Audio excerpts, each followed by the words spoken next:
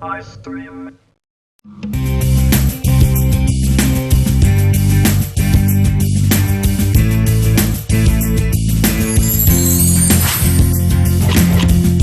ഹോസ് easy കുക്കിലേക്ക് ഏവർക്കും സ്വാഗതം. Easy കുക്കിൽ ഇന്ന് ചെയ്യാൻ പോകുന്നത് ഒരു റൈസിൻ്റെ ഐറ്റമാണ്. ഒരു സ്പാനിഷ് ഫ്ലേവറിലുള്ള ഒരു റൈസാണ്.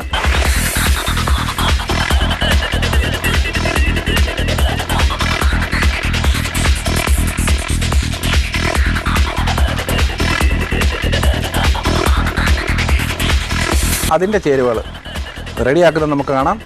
ഓക്കെ, റൈസ്, ഉപ്പ്, വെളുത്തുള്ളി, മുട്ട, ചിക്കൻ എല്ലില്ലാതെ ചെറുതായിട്ട് അരിഞ്ഞത്, പ്രോൺസ്,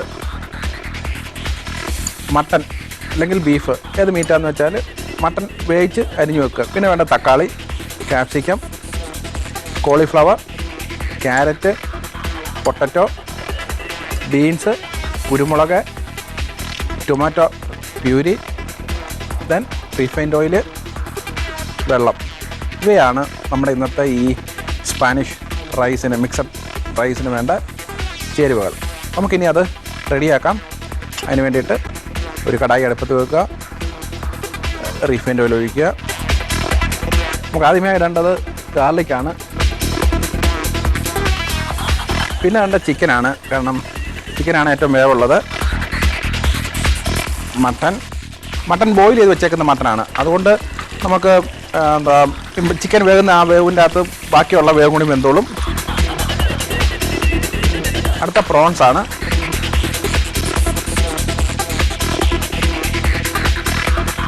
ലാസ്റ്റ് നമ്മൾ മുട്ടയുണ്ട്. അപ്പോൾ മുട്ട എല്ലാം കൂടെ ആകുമ്പോഴത്തേക്ക് നമുക്ക് വേറെ പ്രത്യേകിച്ച് കറിയോ അല്ലെങ്കിൽ സോസോ അല്ലെ ഒന്നും വേണ്ട. നമ്മൾ ഈ റൈസ് എടുത്തു കഴിഞ്ഞാൽ നമുക്ക് ഇതിനകത്ത് ടൊമാറ്റോ പ്യൂരി ഉണ്ട്, ടൊമാറ്റോ ഉണ്ട്, പിന്നെ വെജിറ്റബിൾസ് ഉണ്ട്.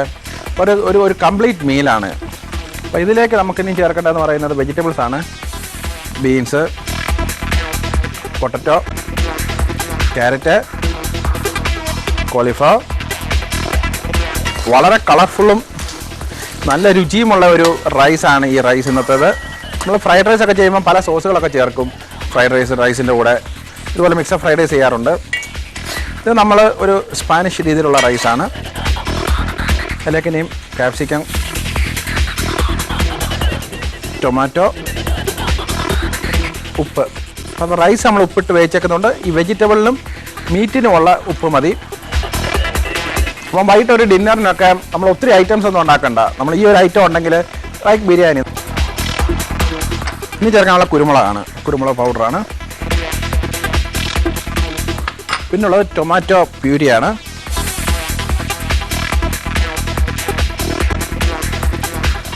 അടുത്ത മുട്ടയാണ്.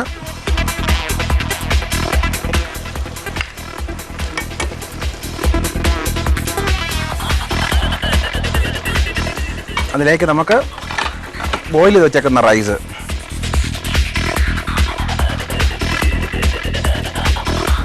നന്നായിട്ട് മിക്സ് ചെയ്യുക. സ്പാനിഷ് റൈസിനുള്ള ഗുണം എന്താണെന്ന് വെച്ച് കഴിഞ്ഞാൽ ഇതൊരു നമുക്ക് ഒരു കറിയുടെ ആവശ്യമില്ല. അപ്പോൾ ഏകദേശം റെഡി ആയിരിക്കുകയാണ് നമ്മുടെ ഡിഷ്.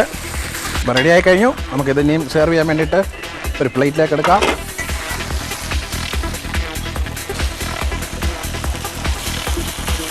ഈസി കുക്കിൽ കൂടി വളരെ ഡിഫറൻ്റായ ഡിഷുകൾ, റൈസ് ആണെങ്കിലും ശരി, മീറ്റ് ആണെങ്കിലും ശരി, അല്ലെങ്കിൽ കറികളാണെങ്കിലും ഡെസേർട്ട് ആണെങ്കിലും സലാഡ്സ് ആണെങ്കിലും പല നമ്മൾ കണ്ടുകൊണ്ടിരിക്കുകയാണ്. അപ്പോൾ തീർച്ചയായിട്ടും ഇത് മിസ് ചെയ്യാതിരിക്കുക, വാച്ച് ചെയ്യുക എല്ലാ ദിവസവും 9 മണിക്ക്.